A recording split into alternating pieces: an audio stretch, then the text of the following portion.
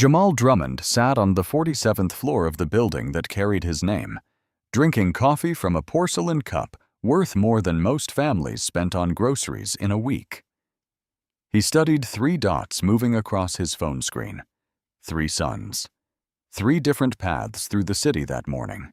The oldest stood in the lobby of a hotel he could no longer afford, holding a suitcase worth $3,000 and an envelope with $50 inside. The middle son had already spent $35 of those $50 on a networking event that gave him nothing but a name tag and a table of strangers who would forget him by lunch. The youngest sat in a public library with a pencil and a single sheet of paper, dividing 50 by 7 with careful strokes. By the end of the week, 2 of them would call their father begging. The third would not call at all. Jamal Drummond had built Drummond Capital Partners from a single rental property in the southwest part of the city into a portfolio worth $1.2 billion. He was 62 years old and still wore the same size suit he had at 30. He arrived at the office before anyone else and read every contract himself, page by page. His grandfather had once told him that a man who lets someone else read for him will eventually let someone else think for him. The house in Buckhead sat on 2 acres behind a wrought iron gate that opened without a sound. 6 bedrooms. A kitchen with marble countertops imported from Italy. A dining table made of black walnut with 12 hand-carved chairs built for a family that would fill them. Most nights, only 4 chairs were used. Most nights, one of those 4 stayed empty until the food grew cold. Jamal had 3 sons. Preston was 28. He held the title of vice president at Drummond Capital Partners, a title his father had given him 3 years earlier that he had not yet earned in any way that mattered. He came to dinner on time, but spent half of it on his phone, his thumb moving across the screen while his fork moved across the plate, both on autopilot. He did not look up when he spoke. He answered in half sentences. He carried the posture of a man who believed his presence alone was contribution enough. Malik was 25. He was starting a company. He had been starting a company for 2 years. The company had a name, a logo, a website, and an Instagram page with 4,000 followers. It had no revenue. It had no product. What it had was Jamal's money arriving in monthly transfers that Malik called investment and that Jamal had recently started calling something else in his head, though he had not said it out loud yet. Malik arrived 40 minutes late to dinner that evening. He did not apologize. He said, "Traffic," the way people say traffic when they mean they did not prioritize this. Jalen was 22. He had graduated from Morehouse 4 months earlier and taken a job at a small nonprofit in the east part of the city that paid $31,000 a year. Jamal had offered him a position at Drummond Capital 3 times. Jalen had declined 3 times, quietly, without explanation, the way he did most things. He ate his dinner without his phone on the table. When he finished, he picked up his plate, carried it to the kitchen, washed it by hand, dried it, and put it back in the cabinet.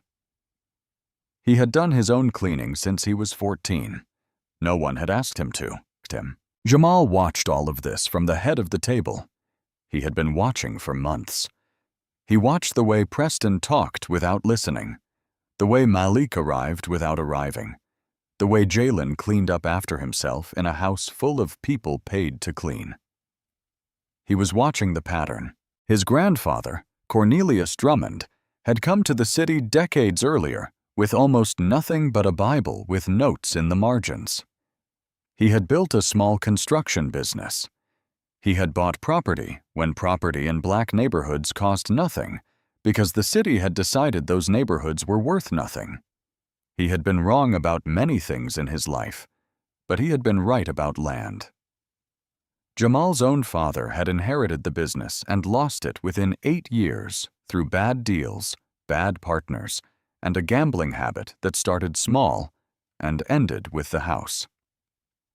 Jamal had rebuilt everything from nothing. He knew what nothing felt like. He knew the weight of an empty refrigerator. He knew the sound of a phone that rings and rings because the person calling wants money you do not have. He had carried that knowledge every day for 40 years, and it had made him careful, precise, and relentless. His sons had carried none of it. There is a pattern in wealth that economists have studied and that families have lived. The first generation builds. The second generation maintains or tries to. The third generation inherits a thing they did not build and do not understand, and they spend it the way people spend things they believe are infinite, which is to say carelessly and completely. Jamal had read about this pattern. He had lived through it once already from the other side as the son who had to rebuild what his father destroyed. He looked at his 3 sons and saw the math clearly. He saw where this was going. After dinner that evening, he went to his study. He sat at the old desk, the one he had kept from his grandfather's office. He opened the top drawer. Inside, next to a leather-bound notebook with a cracked spine, was a pocket watch, gold-plated, the glass face scratched and clouded from decades of handling. It had not worked in 15 years. He kept it anyway. It was the only object he owned that had belonged to Cornelius Drummond. Everything else had been sold or lost or taken. The watch remained.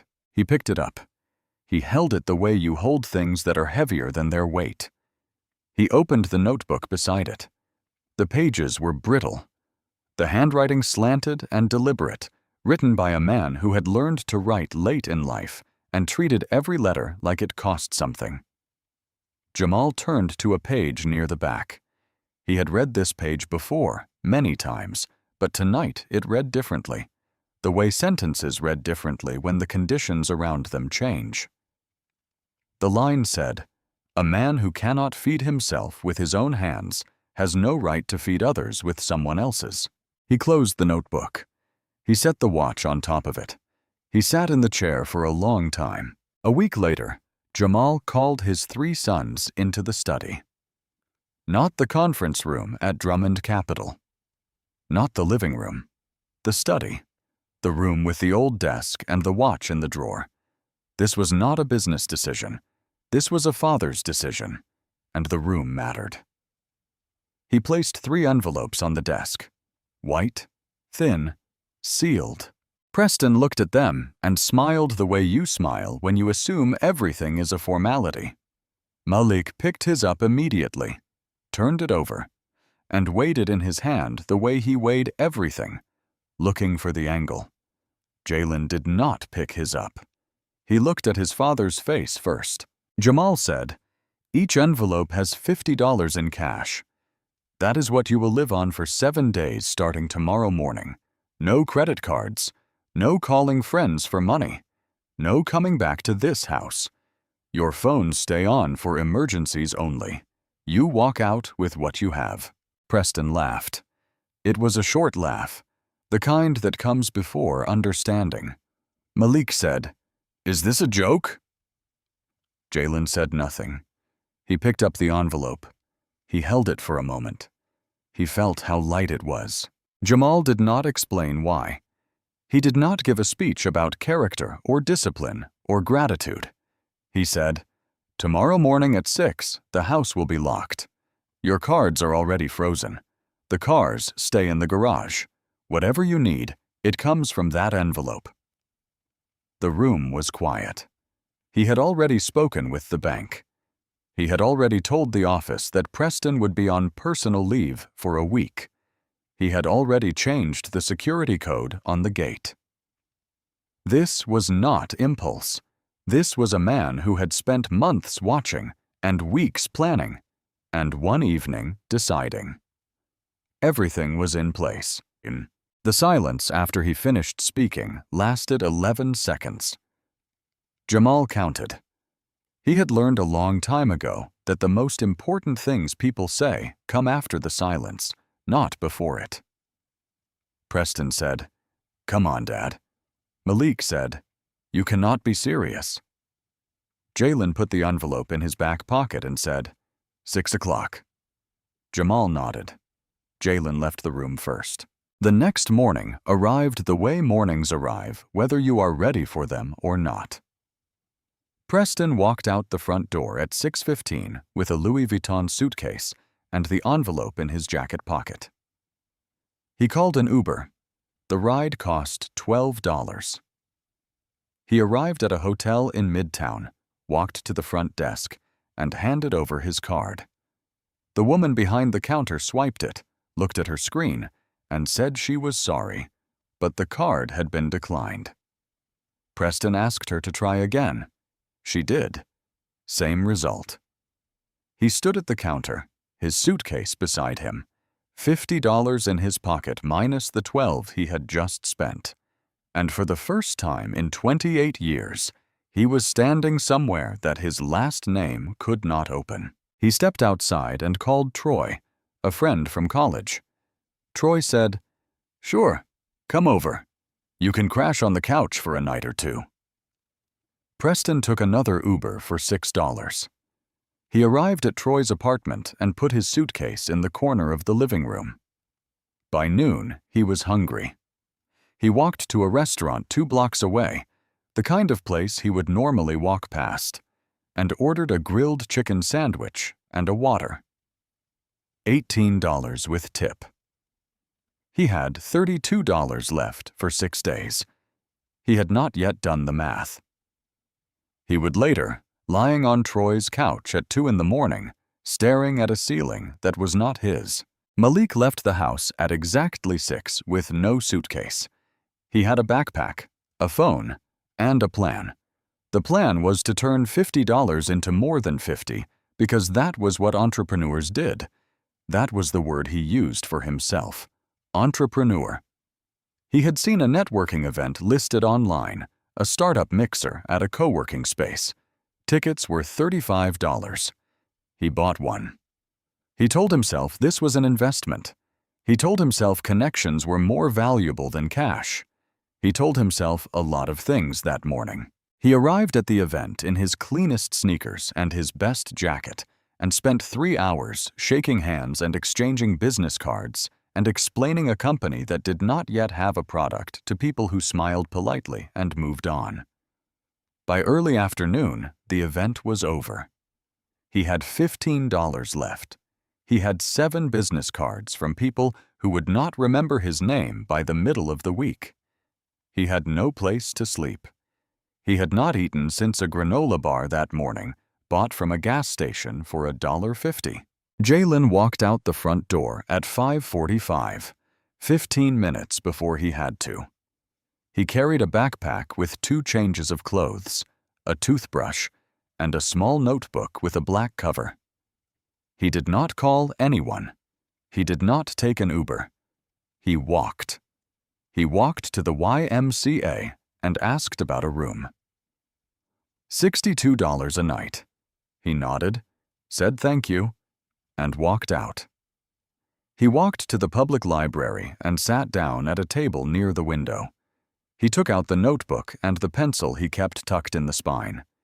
He opened to the first page and wrote at the top, $50, 7 days. Below that, he wrote $7.14 per day. Below that, he made 3 columns: food, water, shelter. He studied the columns for a while. Then he crossed out shelter and wrote beside it, find free. He walked to a dollar store 4 blocks away and bought a loaf of bread, a jar of peanut butter, and a refillable water bottle for $8.50. He filled the bottle at a public fountain on his way out. He ate 2 slices of bread with peanut butter standing on the sidewalk, watching the city move around him. He had $41.50 left. He wrote the number in the notebook. He closed it. He put it back in his backpack. He kept walking. 3 sons, 3 envelopes, the same $50. One of them had spent $38 before noon. One had spent $35 on a room full of strangers. One had spent $8.50 and had enough food for 3 days. The week had barely started. Preston lay on Troy's couch that first night and did not sleep. Not because the couch was uncomfortable, though it was a brown corduroy thing with a dip in the middle that smelled faintly of laundry detergent and old popcorn.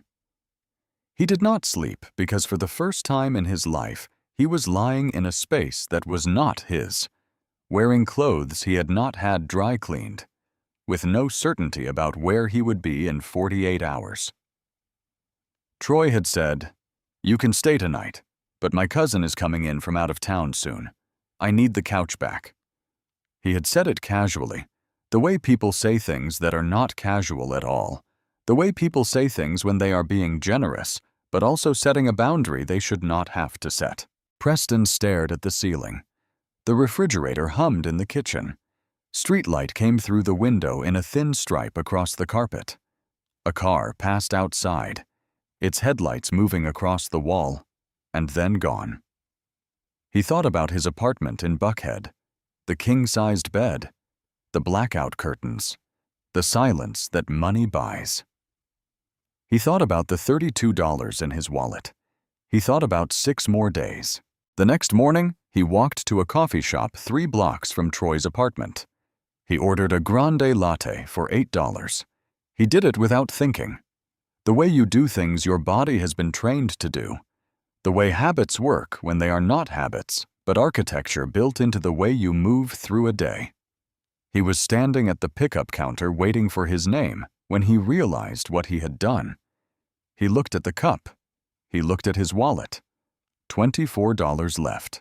5 days. He drank the coffee anyway. By the middle of the week, Troy was being polite the way people are polite when they want you to notice they are being polite. He did not ask Preston to leave.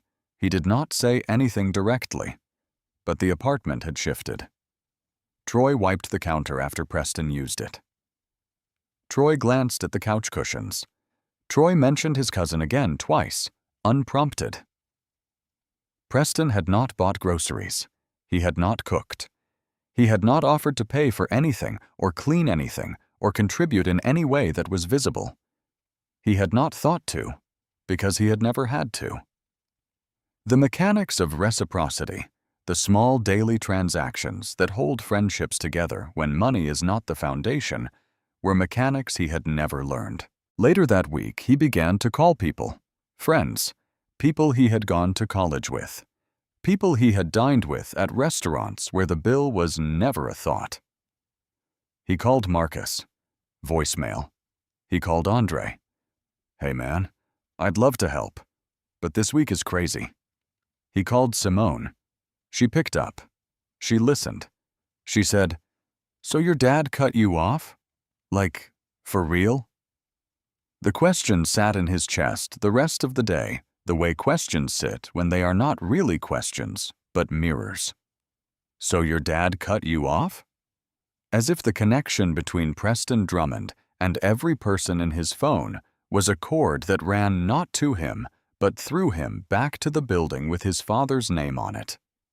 As if the moment that cord was cut, the phone stopped ringing back. He sat on a bench in the park that afternoon with his suitcase beside him and $24 in his pocket and nowhere to go by nightfall. Troy's cousin had arrived that morning. The couch was no longer available. The suitcase, hand-stitched leather with brass hardware worth more than most people's rent, sat on the ground beside his feet like an artifact from a life that was already becoming difficult to believe had been real. He could not sell it. He did not know how. He could not eat it. He could not sleep inside it. He looked down at his shoes. Oxford Italian leather, $600. His feet hurt. He had walked 9 blocks that morning, which was more continuous walking than he had done in years, possibly ever. His body was informing him of something his mind had not yet accepted. Malik had spent $35 on the networking event and left with 7 business cards and no plan for dinner. The cards sat in his back pocket. He took them out on the sidewalk outside the co-working space and looked at them. A wellness brand founder, a crypto consultant, a woman who described herself as a community architect, whatever that meant. None of them had asked Malik what his company actually did. None of them had needed to, because the answer would have been the same answer it had been for 2 years, which was nothing yet, but soon. He had $15. He had no place to sleep. He had not eaten since the granola bar that morning. He walked for a while. The city moved around him the way cities move around people who are not part of their machinery. Cars passed. People walked dogs. A woman jogged by without seeing him. He had never noticed before how many people could look in your direction without looking at you. He stopped at a convenience store and bought a case of water. 6 bottles for $3. He carried them to a corner and set up on the sidewalk. The bottles lined up on the concrete beside his feet. He sold them for $2 each. This was the plan. This was the hustle. Buy low, sell high. The first principle of every business book he had ever read applied in its most literal and least glamorous form. 3 hours. Afternoon sun on the back of his neck. The kind of heat that sits on you like a hand. Sweat down his spine pooling at the waistband. People walked past. Most did not look. Some looked and kept moving. A man in a suit glanced at the bottles, then at Malik, then at his phone, and crossed the street. 2 tourists bought 1 bottle each. A teenager bought one and did not say thank you. 3 bottles sold. $6 minus the 3 he had spent. $4 profit for 3 hours of standing in the sun. He was packing up the remaining bottles when a woman stopped. She was maybe 70, small, wearing a floral blouse and reading glasses on a chain around her neck. She had the posture of a person who had been standing for a long time and had decided that standing was simply what her body did. She looked at the bottles. She looked at Malik. She bought one for $2. She opened it and drank standing right there on the sidewalk, watching him. Then she said, "You selling water or you running from something?" Malik did not answer. He did not know the answer, which was part of why he did not give one. She looked at him the way old women look at young men when they can see the whole situation clearly and are deciding whether to say what they see. Her name was Opal Jenkins. She owned a laundromat 4 blocks east, a place called Opal's Clean and Press that had been opened since 1989. Malik did not know any of this yet. She said, "Come back tomorrow if you need work. I pay $10 an hour cash. The shop is on Highland just past the barber shop with the red awning. You will see it." She walked away. She did not wait for him to accept or decline. She made the offer the way people make offers when they have been making them for decades and understand that the offer is the whole of their responsibility. What happened next was his. Malik stood on the sidewalk with $19 in his pocket and the name of a laundromat he had never heard of. He did not go the next morning. His body woke up in the doorway of a closed bank branch where he had slept with his backpack under his head, and his first thought was not Opal's offer. His first thought was that he was Malik Drummond, and Malik Drummond did not fold laundry for $10 an hour. He would remember that thought later. He would remember it with the specific clarity that comes from recognizing the exact moment you chose wrong. Jalen found the church early in the week. It was a small brick building on the west side, set back from the street behind a chain-link fence with a gate that did not lock. A hand-painted sign by the door said, "Hot meals at 6. Everyone welcome." Below it, in smaller letters, Someone had written with a marker, "No questions asked." He had been walking for most of the afternoon, mapping the neighborhood in his head. He had passed 3 shelters. 2 were full. 1 had a line that wrapped around the block. He had eaten bread and peanut butter for lunch, sitting on the steps of a closed post office, watching the street. He had $33 left. He was keeping track. The notebook in his backpack had a running total on the first page, updated every time he spent anything. $8.50. That was all he had spent in 2 days. He intended to keep it that way. The line at the church was short, maybe 15 people. They stood quietly, the way people stand when waiting is not an inconvenience, but a practice, something the body has learned to do without protest. Jalen took his place at the end. He did not feel out of place. He did not feel in place either. He felt like a person standing in a line, which is all anyone in the line was. Inside the room was a fellowship hall with folding tables covered in white plastic tablecloths, metal chairs, fluorescent lights.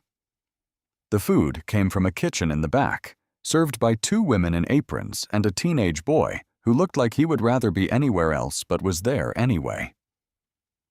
Jalen sat at a table near the wall. Across from him, a man was already eating.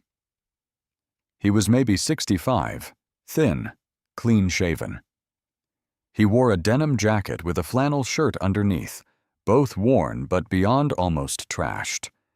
The creases were still visible in the flannel, as if someone, perhaps himself, had taken the time to fold it carefully. He ate slowly. He cut his food into small pieces with a plastic knife and fork, handling them with the specific care of a man who had once eaten at tables with real silverware and had not forgotten how. His name was Booker Tate. Jalen did not ask him about his situation. He asked him about the jacket. It was a small question, the kind of question that opens doors without pushing them. "Mister?" Booker looked down at it and said, "My wife bought it. 1997. Still holds up." That was how it started. A jacket. A dead wife. A conversation that moved the way conversations move between strangers who have no reason to perform. Mr. Booker had been a carpenter for more than 30 years. He built tables, bookshelves, bed frames, cabinets. He worked for a small company and then on his own, and then for whoever needed something built. He was good at it. His hands told that story even now, thick-fingered, calloused at the pads, the knuckles slightly swollen the way they get from decades of gripping tools. His wife, Lorraine, got sick a few years earlier. Cancer. The insurance covered some of it, not enough. The deductibles alone were more than he made in 3 months. He sold the tools first, then the truck, then the house. He paid what he could. The bills kept coming. Lorraine died in a hospital room that cost $800 a night, and the debt survived her. He said all of this without self-pity, the way you describe weather. It rained. The road flooded. The house went. Then one morning, you wake up and you are the person you used to walk past. That sentence sat in Jalen the way certain sentences do, not on the surface, but somewhere deeper, somewhere that would take days to fully hear. Nearly 2 out of 3 personal bankruptcies in America are connected to medical expenses. Not addiction, not laziness, not poor decisions. Medical bills. People who did everything they were supposed to do, who worked and saved and insured themselves and still went under because the system was not built to hold them. Mr. Booker Tate was not an exception. He was a statistic in a denim jacket eating carefully in a church basement, carrying the posture of a man who had once built things with his hands and now had nothing left to build. He reached into the breast pocket of the jacket and pulled out a carpenter's pencil. Short, flat, worn down to maybe 3 inches. He tucked it behind his ear the way he must have done 10,000 times in more than 30 years of work. He said, "Old habit. Measure twice, cut once." Jalen took out his notebook.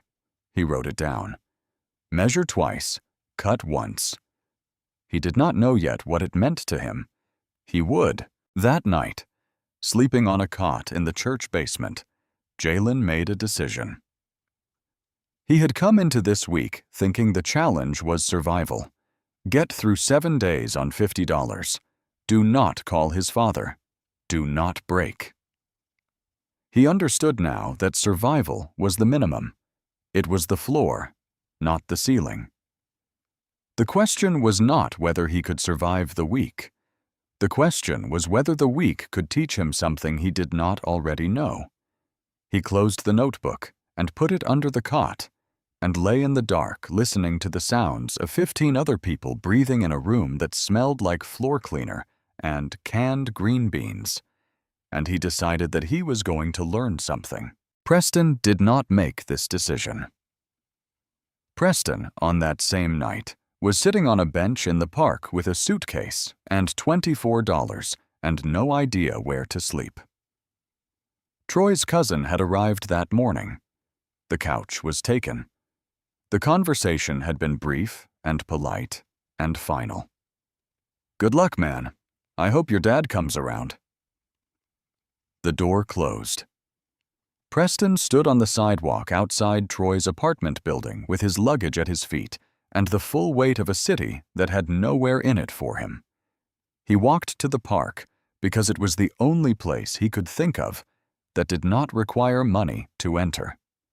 He sat on a bench near the lake and set the suitcase beside him. It was a beautiful object. Monogrammed leather, brass clasps, satin lining, a graduation gift from his father 3 years earlier when Preston had been given the vice president title and the suitcase, and the assumption that both would carry him through the world without difficulty. $3,000 of luggage, $24 of cash. The arithmetic was absurd and precise, and it was the first time in Preston's life that he understood the difference between owning something and being able to use it. He called his father. The phone rang 4 times and went to voicemail. He called again. Voicemail. He called a 3rd time. Voicemail. He left a message. His voice was different now, stripped of the ease it usually carried, the way voices change when they have no audience to perform for. "Dad, this is not funny anymore. I need—" He stopped. The sentence hung there unfinished. He did not know what came next. He did not know what he needed because he had never had to identify it before. Need had always been met before it became a sentence. He hung up. He looked down at his shoes. $600 Oxfords on park dirt. His feet hurt. They had been hurting since the day before. He had walked more in 3 days than he had walked in the previous year. His body was sending him information he had no experience processing. The dull ache in the arches, the blister forming on his right heel, the heaviness in the legs that came from having never been asked to carry him further than a parking lot. Somewhere across the city, Jalen was volunteering in a church kitchen, washing pots that were not his, cutting vegetables he would not eat, setting up chairs for people he did not know. He had been doing this since that morning. He had walked into the kitchen at 7 and told the woman in the apron, "I can help if you need it." She had looked at him, looked at his clean hands, and pointed to a sink full of dishes. He washed them. He scrubbed the pots. He peeled carrots. He carried cases of canned corn from a storage room in the back. He swept the floor. He set up the folding chairs, all 40 of them, one at a time, spacing them evenly, the way you space things when the act of spacing them is itself a form of care. These were tasks that in his father's house had been done by people who were paid to do them. He had never thought about those people. He thought about them now. When the dinner service started, Mr. Booker came in and saw Jalen behind the serving line ladling soup. He stopped.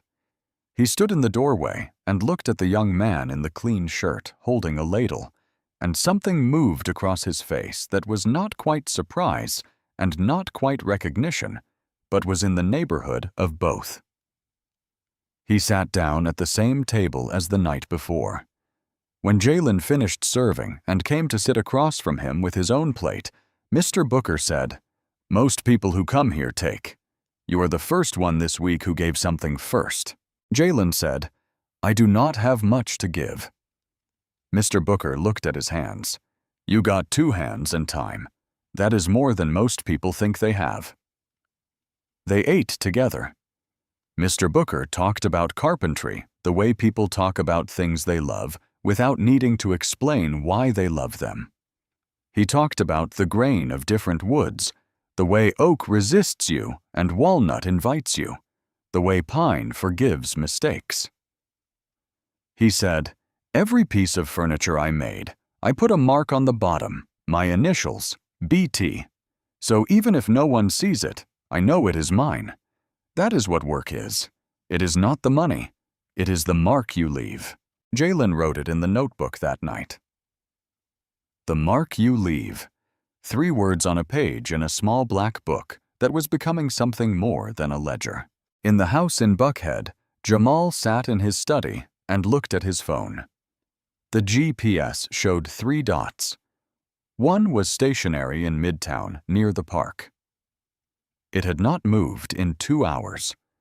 One was somewhere in the west part of the city, moving erratically, the pattern of someone walking without a destination. The third was in the same place it had been every evening for 3 nights, running a small church on the west side. Jamal did not know what his youngest son was doing there. He knew only that Jalen kept going back. He set the phone down. He picked up the pocket watch from the desk.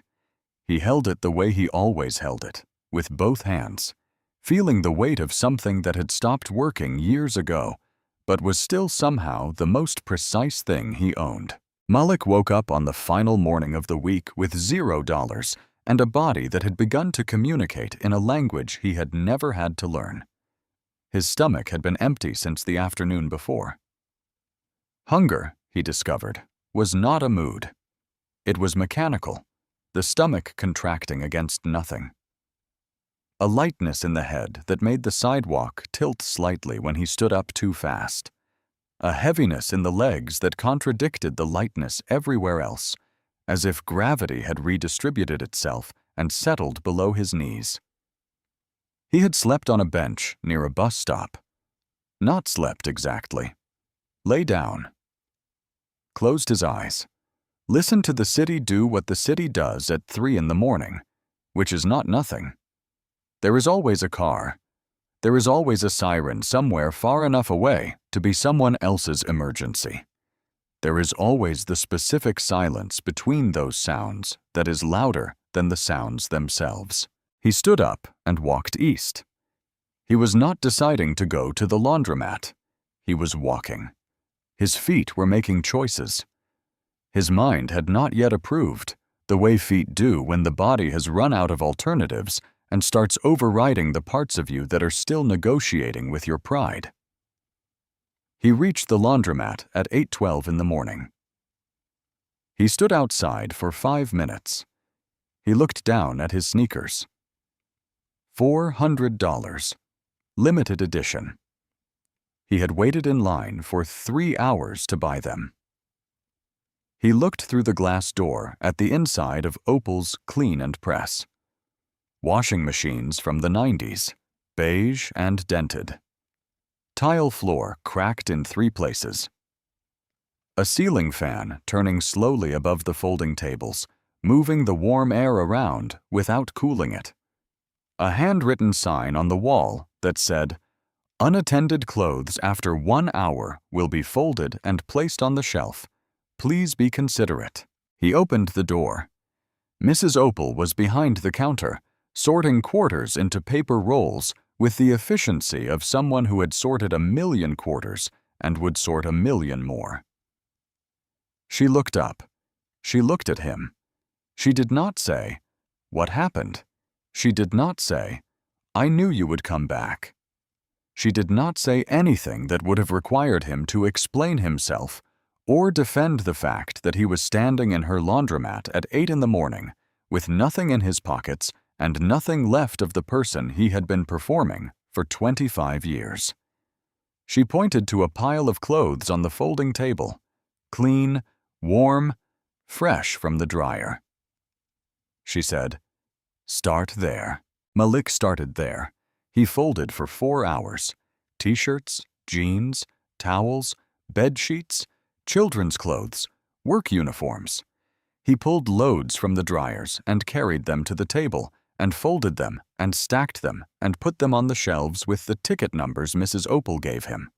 His hands were warm from the fabric, the specific heat of clothes just out of a dryer, a heat that fades fast if you do not fold quickly enough. He learned this in the first hour. By the second hour, his hands knew it before his mind did. The smell stayed on his fingers. Detergent and fabric softener, and something underneath that was just clean cotton. The smell of cleanliness before it becomes invisible. Before you put the clothes on and forget that someone washed them and dried them and folded them so you did not have to. He swept the floor. He wiped down the machines. He emptied the lint traps, pulling out thick gray sheets of compressed fiber that came away in one piece if you were careful. At noon, Mrs. Opal handed him 4 $10 bills. She did not count them in front of him. She had already counted them. She handed them over, the way you hand someone something they have earned, without ceremony, without commentary. The transaction complete in the act itself. $40. Malik held the bills. He had received money before, transfers from his father's account, checks for birthdays, an allowance that continued long past the age when allowances should stop. He had never held money that smelled like fabric softener. He had never held money that his hands had produced. Mrs. Opal was wiping down the counter. She said without looking up, "I opened this place in 1989. Had $200 and a used Maytag that leaked from the bottom.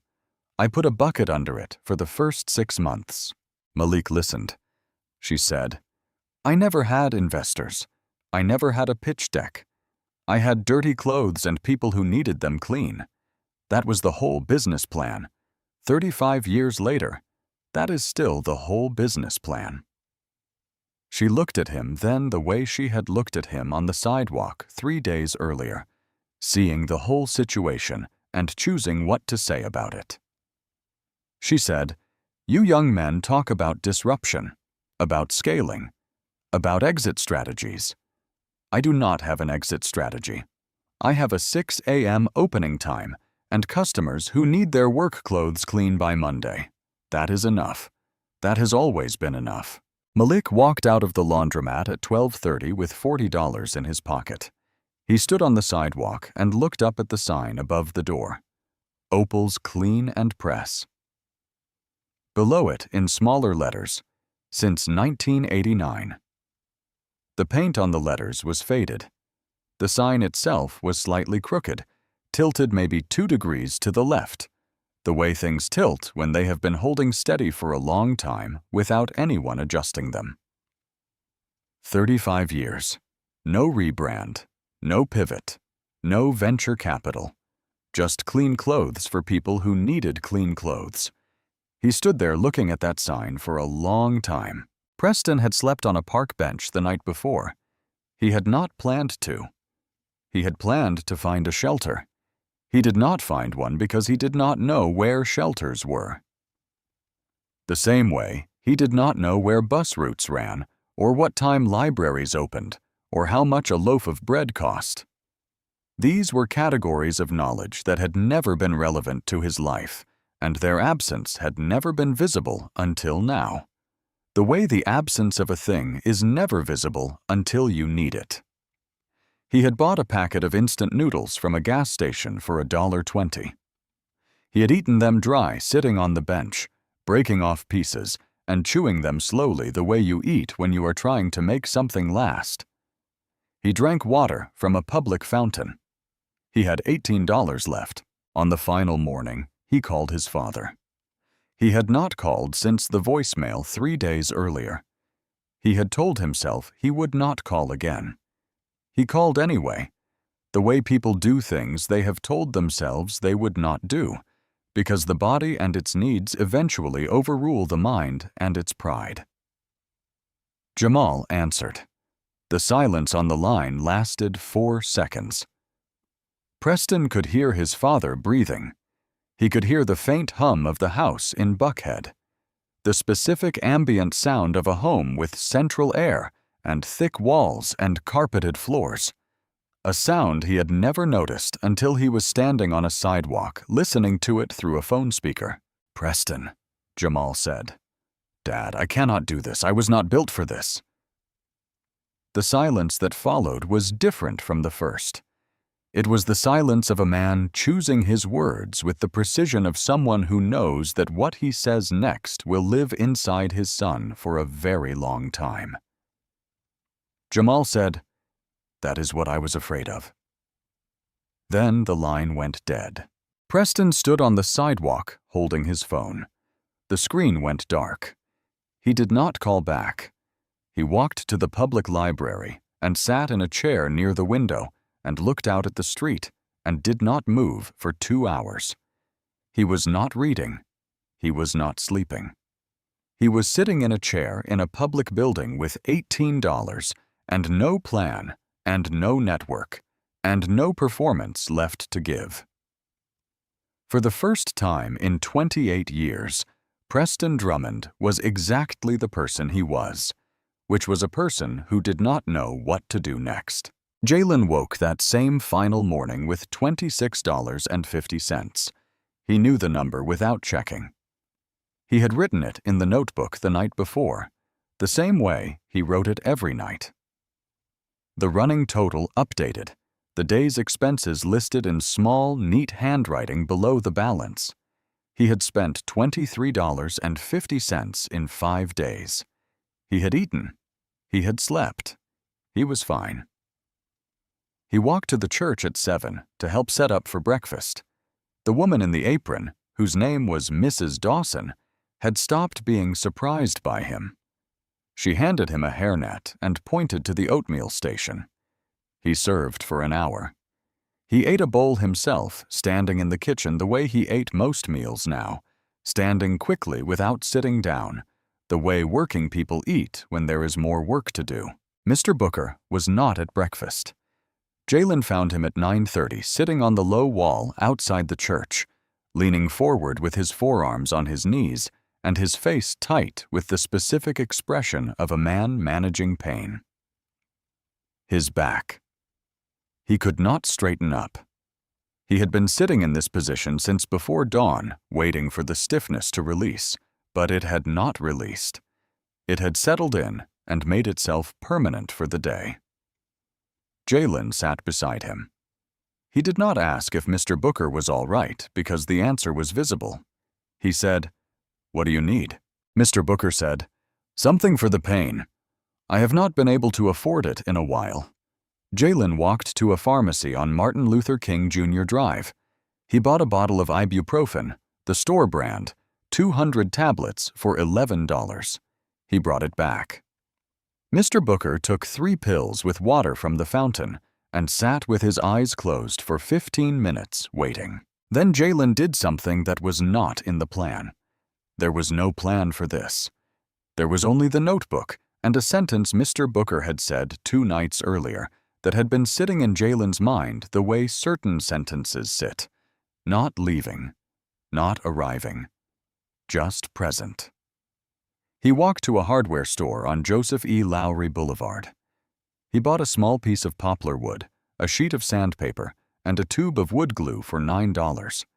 He carried them back to the church in a plastic bag and set them on the wall beside Mr. Booker. He said, "You said you are a carpenter. Show me." Mr. Booker looked at the wood. He looked at Jalen. He looked at the wood again. His hands, which had been resting on his knees with a slight tremor, the kind of tremor that comes from inactivity and age and the slow erosion of purpose, moved toward the poplar. They touched it. The tremor stopped. He picked up the piece of wood and held it the way you hold things your hands remember.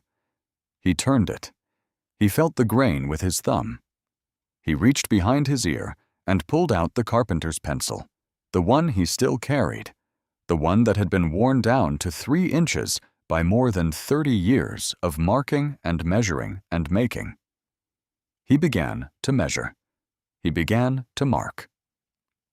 He did not have a saw, so he scored the wood along the pencil lines with the edge of the sandpaper backing, folding and snapping with a precision that came from somewhere deeper than memory.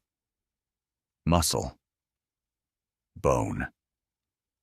The body remembering what the mind had tried to let go of. Jalen sat beside him and watched. He did not help. This was not his to help with. This was Mr. Booker's. Over the next 2 hours, sitting on a low wall outside a church on the west side of the city, a 65-year-old man who had not built anything in years made a box.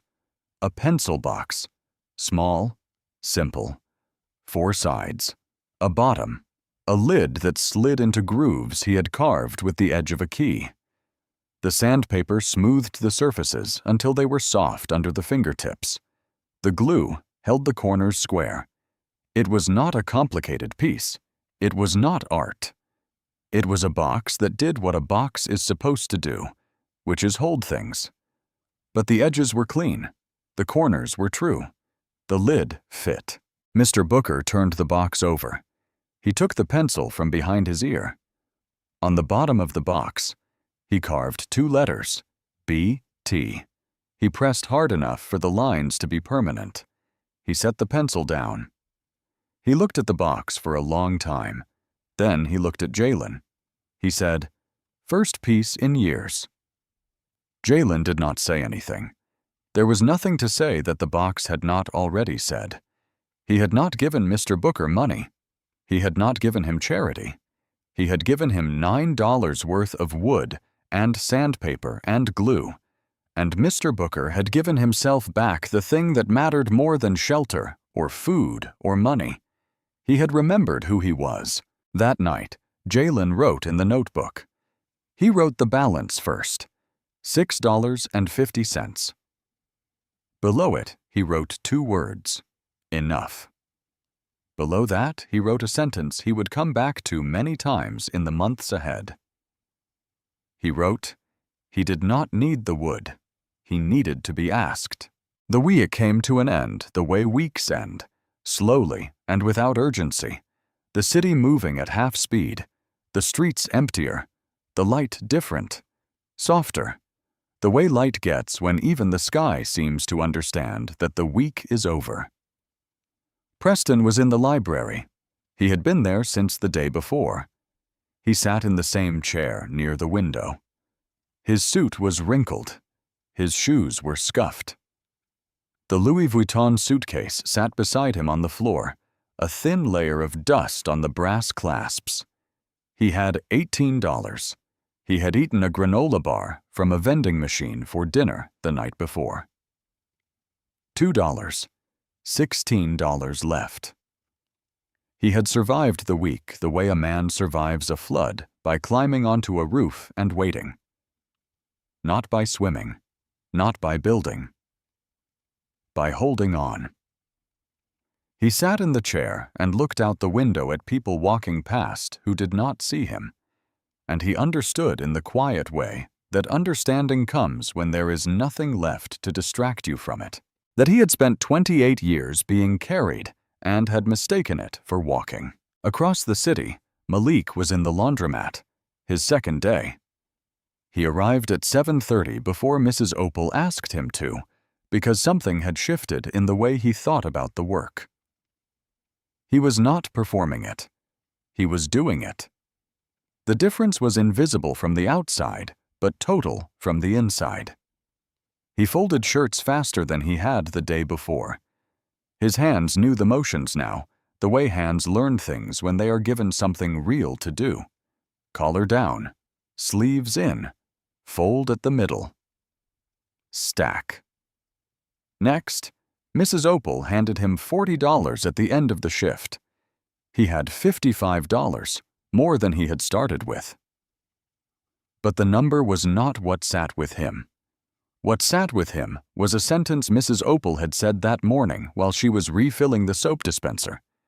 She had said it casually, the way people say things that are not casual at all.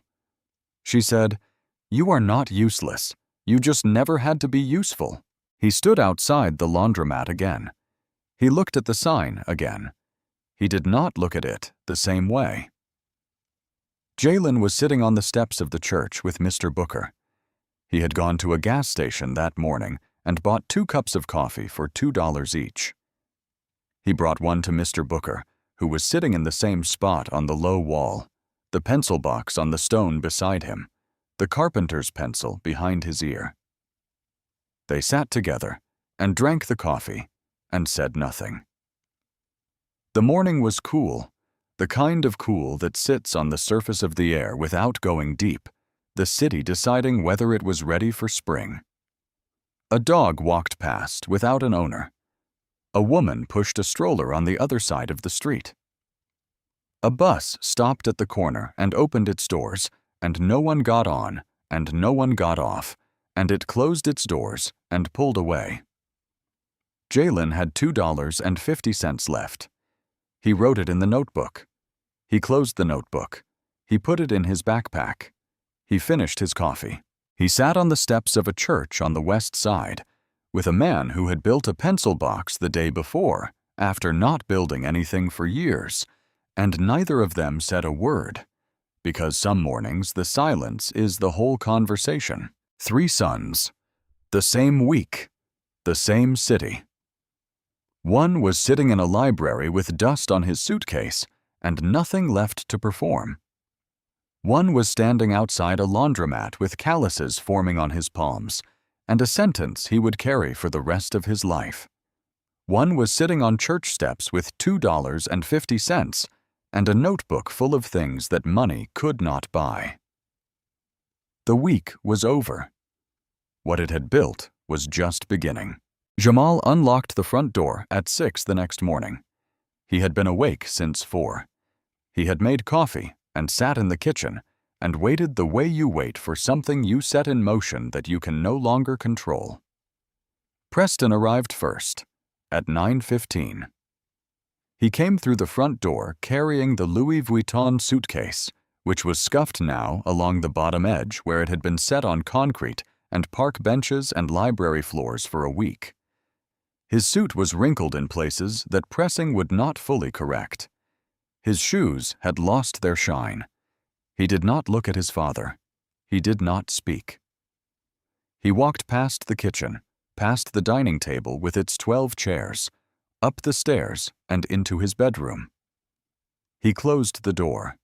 The lock turned. Jamal stood at the bottom of the staircase and listened. After a moment, the sound of water. The shower running. Preston was bathing for the first time in 3 days.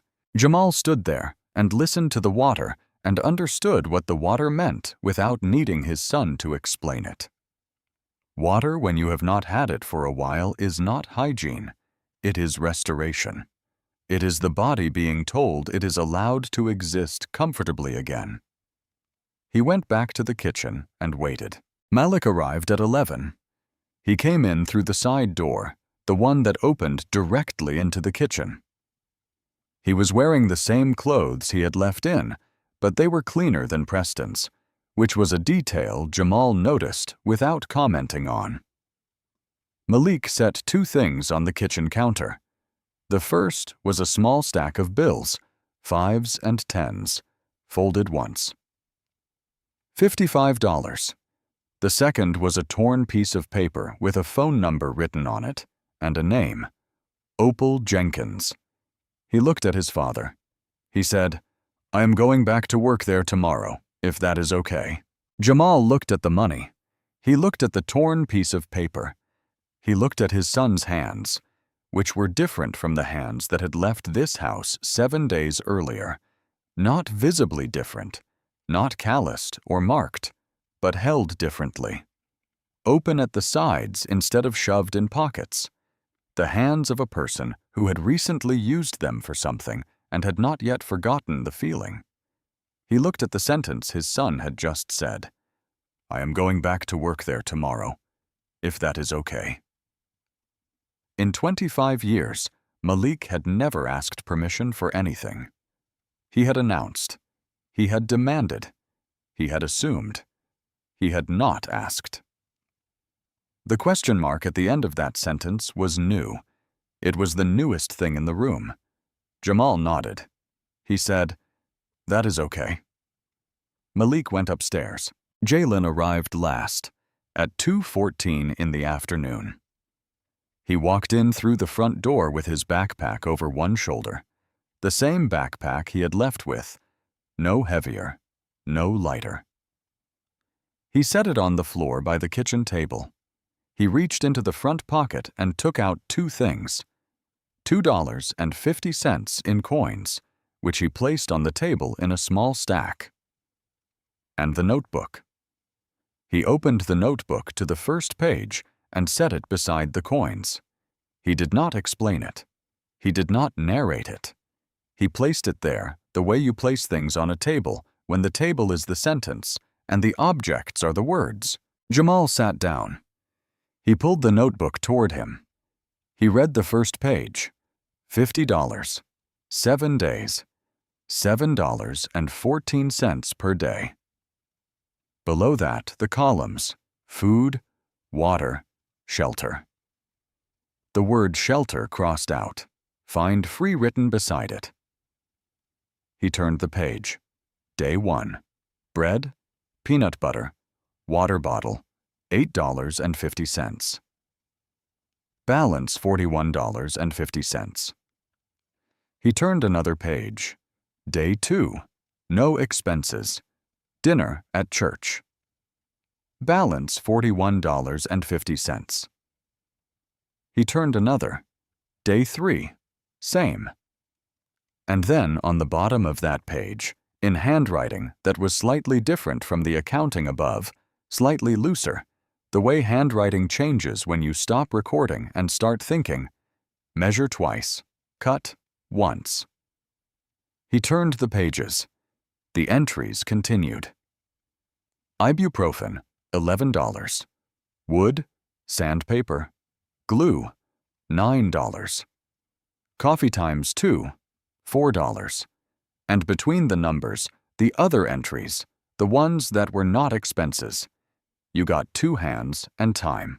The mark you leave. He did not need the wood. He needed to be asked. And on the last page, one word underlined once. Enough. Jamal closed the notebook. He sat with it for a moment, the way you sit with things that are heavier than their size. Then he did something he had not planned. He opened the top drawer of the desk in the corner of the kitchen, the old desk, the one from his grandfather's office. He took out the pocket watch, gold-plated, scratched, the glass face clouded. He carried it to the table and set it down beside the notebook. The two objects sat next to each other, a watch that had stopped working 15 years ago, and a notebook that a 22-year-old had filled in 7 days. One belonged to a man who had built something from nothing decades earlier. The other belonged to a man who had just discovered what nothing felt like in the present tense. They sat on the same table, in the same kitchen, and they said the same thing in different handwriting. Jamal did not pick a winner. He did not announce who had passed and who had failed. He looked at the watch and the notebook and the $2.50 and the $55 and the torn piece of paper with Opal Jenkins's number on it. He looked at the ceiling where the sound of Preston's shower had long since stopped. He said, "I have something to show all 3 of you tomorrow. The next morning, Jamal drove. He did not tell them where they were going. The three sons sat in the back of the car, which was a thing that had not happened since they were children. All three in one vehicle, shoulder to shoulder. The specific geometry of siblings who have been through something separately and are now together in a confined space, trying to determine what, if anything, has changed between them. The city moved past the windows. Buckhead gave way to Midtown. Midtown gave way to the West Side. The buildings got smaller. The sidewalks got emptier. The trees stayed the same because trees do not observe economic boundaries. They turned onto a street in Vine City. Jamal slowed the car. He pulled over beside a lot. It was large, maybe half an acre, bordered by a chain-link fence on 3 sides and a crumbling brick wall on the 4th. Weeds pushed through the concrete. A rusted dumpster sat in one corner. On the fence facing the street, a sign. White background, blue letters. It read, "Future site of the Drummond Community Workshop and Housing Initiative." The three sons looked at the sign. None of them had seen it before. Jamal got out of the car. They followed. He stood at the fence and looked at the lot the way he always looked at property, reading the ground the way other people read documents. He said, "I bought this 3 years ago. I did not tell anyone, not the board, not the lawyers, not any of you." He told them what it was: a workshop on the ground floor, woodworking, electrical, plumbing. Skills training for people coming out of shelters and off the street. Above the workshop, 42 units of affordable housing, below market rate, permanently below market rate. The building would not generate profit. The building was not designed to generate profit. The building was designed to give people who had lost everything a place to learn something with their hands and a place to sleep while they learned it. He said, "I did not send you out there to punish you. I sent you out there to see if any of you could see what I have been seeing." He told them about the will, not the Drummond Capital will, a different will, a personal one. The person who led this project would inherit it in his name, not the company, not the portfolio, this lot, this building that did not yet exist, this thing that would never be measured in returns or margins or quarterly reports. This was the thing he cared about most. This was the legacy he wanted to leave. He stopped talking. He let the silence carry it. Preston was the first to speak. He looked at the lot, at the weeds, at the crumbling wall, at the neighborhood stretching out in every direction. Small houses and empty storefronts and a liquor store on the corner. He said, "Dad, this neighborhood, there is no ROI here." The sentence landed on the concrete between them. Jamal did not respond. He did not need to. Preston heard it as it left his mouth, the way you sometimes hear your own sentences a half-second after you say them and realize what they contain. He went quiet. He looked at the ground. He did not speak again. Malik was looking at the lot differently. He was not looking at the lot. He was looking at the street behind it, at the houses, at the laundry hanging on a line behind one of them. He said quietly, almost to himself, "You would need a laundromat in the building. People always need clean clothes." It was a small sentence. It was a sentence about clean clothes, but it was the first time Malik Drummond had looked at a piece of real estate and thought about what the people living near it actually needed instead of what could be extracted from them. Mrs. Opal Jenkins had not taught him this in words. She had taught him this in warm towels and a 6 a.m. opening time and 35 years of unchanged signage. Jalen did not speak. He walked away from his father and brothers and stepped through a gap in the chain-link fence. He walked the lot slowly, the way you walk a place when you are not inspecting it but listening to it. He stopped in the far corner near the brick wall. He knelt down. He put his hand flat on the ground, palm against the broken concrete and the weeds pushing through it. He stayed there for a moment. Then he opened the notebook. He wrote something. Jamal watched from the fence. Jamal looked at his 3 sons. One was staring at the ground, silenced by his own words. One was looking at the street with new eyes, seeing laundry lines and thinking about need. One was kneeling in the dirt with his hand on the earth and a pencil in the other hand writing. He saw them clearly in that moment. He saw them the way a man sees his own life played back at 3 different speeds. Preston was Jamal at 30, when money was the answer to every question, and the only question worth asking was how much. Malik was Jamal at 40, when the first cracks appeared and the first real questions began.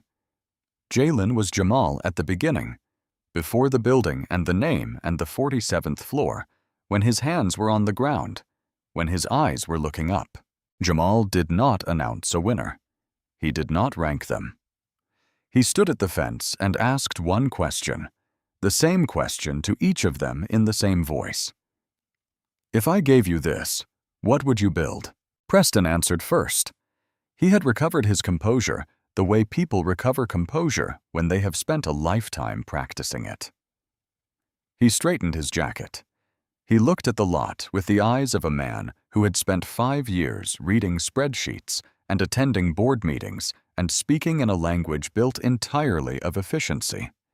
He said, I would hire a project manager, bring in a general contractor. We could have this operational in 6 months, maybe less if we fast-track the permits. It was a competent answer. It was the kind of answer that worked in conference rooms and quarterly reviews. It had no pulse. Malik spoke next. He was still looking at the houses across the street, at the laundry on the line. He said, I would talk to the people who live around here first, find out what they actually need before building anything. It was a better answer. It was an answer that had Mrs. Opal Jenkins somewhere inside it, somewhere in the space between dirty clothes and people who needed them clean. But it was still an outline. It was still a man describing what he might do, not what he had already begun doing. Jalen did not answer with words. He walked back through the gap in the fence. He stood beside his father and opened the notebook. He turned to the page he had been writing on while kneeling in the dirt. On the page was a rough sketch, a floor plan. The ground floor showed a workshop space divided into sections. One was labeled woodworking. The notation beside it was specific. It said, Mr. Booker Tate, head carpenter. Contact the shelter on Forsyth Street. He is there most nights. Above the workshop, the sketch showed housing units, small, simple, numbered. Jalen had not drawn a concept. He had drawn a building with a person already in it, a specific person, a man with a name and a location, and a carpenter's pencil behind his ear, and 2 initials he carved into the bottom of everything he made. Jamal looked at the notebook. He looked at the name, Booker Tate. Written in the same neat handwriting that had tracked every dollar and every lesson for 7 days. He looked at his youngest son. He said, You did not just survive the week. You saw someone. Jalen said, He saw me first. The sentence was 5 words. It contained the entire week. It contained a church basement and a plastic knife and fork handled with dignity, and a denim jacket bought in 1997, and a carpenter's pencil worn down to 3 inches, and a box made from $9 worth of wood. That was the first piece a man had built in years. It contained the moment when Jalen had sat down across from a stranger and asked about a jacket, and a stranger had become a person, and a person had become a name, and a name had become a plan. Jamal closed the notebook. He held it for a moment, then he handed it back. He said, "This is yours." He did not mean the notebook. In the months that followed, the building on the lot in Vine City was not finished, but the ground floor was. The workshop opened on a Tuesday in September. No ceremony, no ribbon cutting. Mr. Booker Tate arrived at 6 in the morning before anyone else, because that was what he did. He unlocked the door with a key that had his name on the ring, the first key he had carried in over 2 years. He turned on the lights. He put on his safety glasses. He tucked the carpenter's pencil behind his ear. Not the old one, a new one, though he kept the old one in the box on his nightstand. 4 other men worked in the shop now, all formerly homeless. One had been a mechanic. One had never held a tool in his life. Mr. Booker taught them the way he did everything, slowly, carefully, with the precision of a man who believed that how you measure is who you are. He was teaching a 19-year-old named Devin how to read a tape measure when Jalen walked in that morning. Devin was holding the tape wrong. Mr. Booker did not correct him with words. He put his hands over Devin's hands and moved them to the right position and said, "Now read it." Devin read it. Every piece of furniture that left the workshop had 2 letters carved into the bottom. B.T. Mr. Booker's mark, the mark he left. Preston did not run the project. He went back to Drummond Capital Partners, but he went back differently. He volunteered to launch a pro bono consulting program for small businesses in Vine City and the surrounding neighborhoods. He took a pay cut to do it. He still wore his Oxford shoes, but he walked to meetings now, sometimes 10 or 12 blocks. His feet had learned. He did not complain about them anymore. Malik split his time. 3 days a week at Opal's Clean and Press, where he now opened the shop at 6 because Mrs. Opal's knees had started bothering her, and she did not say so. But he noticed. 2 days a week at the workshop handling operations, ordering materials, managing the budget. He did not talk about disruption anymore. When someone asked him what he did, he said, "I help people get what they need." It was a small sentence. It fit. Jalen lived in a 1-bedroom apartment 4 blocks from the building. The rent was low. The salary was lower. The notebook was full. He had started a second one. It sat in the top drawer of a small desk in the apartment next to the pocket watch. Gold-plated. Scratched. The glass face clouded. It had not worked in 15 years. It sat in the drawer beside the notebook, the way it had once sat in a drawer beside another notebook, in another desk, in another room, in a house in Buckhead that belonged to a man who had built $1.2 billion and had decided that the thing he valued most was a lot in Vine City with weeds pushing through the concrete. Mr. Booker had a room on the 3rd floor, his own room, a bed, a window. On the wall beside the window, a photograph of Lorraine taken before she was sick, smiling in the kitchen of the house in Decatur that he had lost. Beside the photograph on a small shelf, the pencil box, the first piece, poplar wood, sanded smooth, the lid sliding into grooves carved with the edge of a key. Inside the box, the old carpenter's pencil, 3 inches flat, worn almost to the graphite. He kept it the way you keep things that remind you of the moment you came back to yourself. Jamal sat in the study in the house in Buckhead on an evening in late September. The light was doing what the city light does in September, going golden and slow, taking its time, leaving the way light does when it has nowhere urgent to be. He opened the top drawer of the desk, the drawer where the pocket watch had lived for years beside the notebook with the cracked spine. The watch was gone. He knew where it was.